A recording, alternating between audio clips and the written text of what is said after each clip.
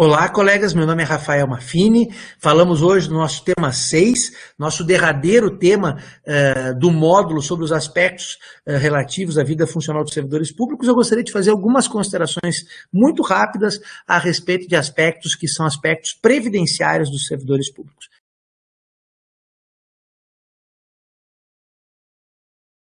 E lembrarmos que os servidores ocupantes de cargos efetivos estão sujeitos ao regime próprio de previdência dos servidores, que sofreu, com o passar do tempo, algumas mutações, algumas modificações.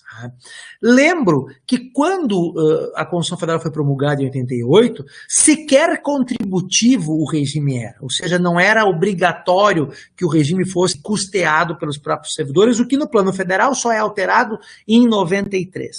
Em 98, passa o regime previdenciário a ser contributivo e atuarial, ou seja, deu-se ao regime de previdência, lá em 98, com a emenda 20, uma natureza securitária, o que, aliás, sempre foi muito criticado, porque se o sujeito é submetido a um regime de previdência que é só atuarial, só contributivo, é como quem diz, ele não pode retribuir, ele não pode ser cobrado quando já está aposentado. É por isso que, nesse período histórico, o Supremo Tribunal Federal disse ser indevida a contribuição previdenciária de inativos. Mas aí vem a reforma previdenciária de 2003, a emenda constitucional número 41, e aí, colegas, em 2003, na emenda 41, se passa a dizer que o regime ele é contributivo, atuarial e solidário. E aí é que é implantado o Instituto da Contribuição de Servidores Inativos. Os ativos, desde a década de 90, já contribuíam,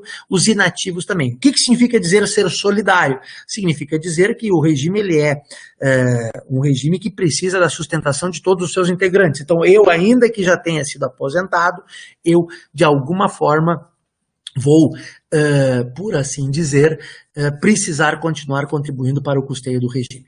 Quais foram as grandes mudanças que nós tivemos nos últimos tempos? A emenda 20 previu a possibilidade ela é de 98, só para lembrá-los, ela previu a possibilidade, a previsão de limitação de idade. A emenda 41 previu como regra a remuneração, os proventos calculados com base numa sistemática de média, tá? E havendo regras de transição para servidores que ingressaram antes dessas modificações.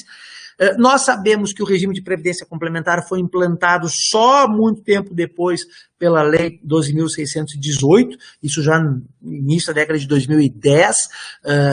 Eu, por exemplo, estou sujeito a esse regime de previdência do FUNPRESP, e depois disso, mais recentemente, nós tivemos a emenda constitucional número 103, de 2019, né, só para lembrá-los e situá-los, né, no tempo, a emenda 20 do governo FHC, a emenda 41 do governo Lula e a emenda 103 do governo Bolsonaro, todas as três com a mesma lógica de se, vamos dizer assim, tornar mais difícil a inativação do servidor, incentivar que ele continue trabalhando, sobretudo com a instituição do abono de permanência, outrora chamada de indenização de permanência, mas fundamentalmente com essa lógica de desincentivar que os servidores se inativem, que os servidores se aposentem, até como uma espécie de reação a um fenômeno natural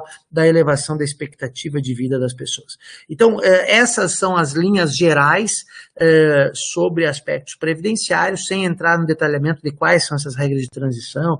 Aquelas regras de transição, elas estavam previstas na própria emenda 41, na emenda 47, que é de 2005, que veio só para estabelecer regras de transição mais favoráveis aos servidores. Elas foram todas substituídas por regras de transição da emenda 103, fundamentalmente para o plano federal, os artigos 4º e 20 da emenda 103, que prevê essas regras de transição para os servidores que ingressaram pré-2003 no serviço público.